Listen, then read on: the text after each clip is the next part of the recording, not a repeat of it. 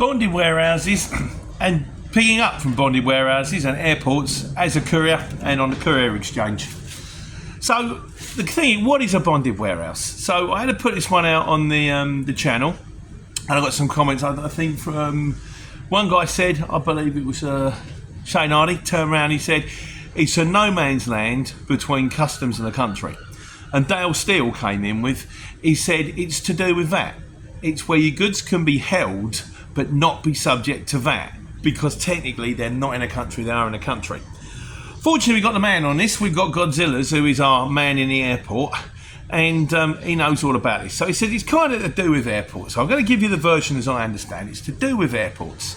And if we get airports, you've got two bits. You've got airside and landside. By the way, the bit about what it means for you as a courier will be coming up midway. If you want to scroll through, get to that bit. So you've got airside, that's the bit that's part of the airport, and then you've got landside, that's considered to be the bit that's part of the country. These items come into the country. Some of them are going to come in sealed containers. Proper sealed, that means the goods inside have been checked, they've been scanned, they've been x-rayed, they've done all that kind of stuff, and they've got the relevant mountain of paperwork the size of an old yellow pages to say what they are and where they go. Now, because they're sealed, they can be moved around. If they unseal them, then you've got to move them around, you've got to rescan them, recheck them, make sure the paperwork is an awful lot of extra work. It also can be moved around without mucking around with tax and stuff like that. They're kind of basically considered to be airside, because technically they're in sealed containers, they're bonded, they're airside.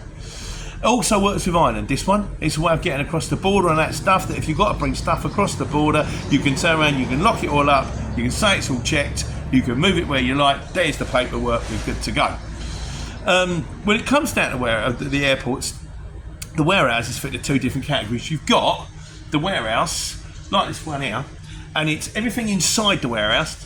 I'm not there, it's just normal, just generic warehouse. That's considered to be landside, and then there's the bit outside, which is like the tarmac where the planes park. That's considered to be airside.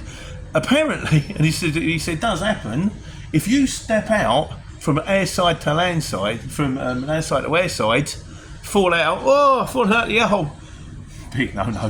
The blue flashing lights up here, the gate is like, no, sorry, you just basically jump out. It's a big deal, like, you know, so don't jump out is the answer.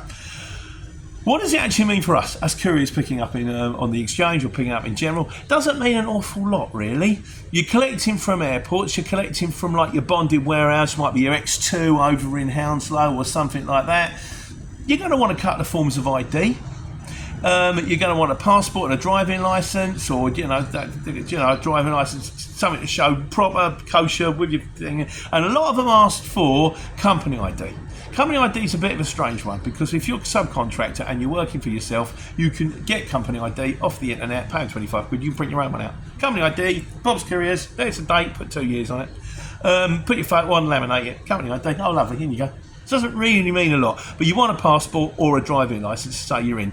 And then chances are you won't be allowed in the warehouse, but you'll go in like a little cage thing, or you'll be waiting outside, and a guy with a forks will come up, or they'll check you in, and the guy with the forks will come in, and they'll sort of give you the paper, and you'll sign the paper, and then eventually they'll load you and you'll go.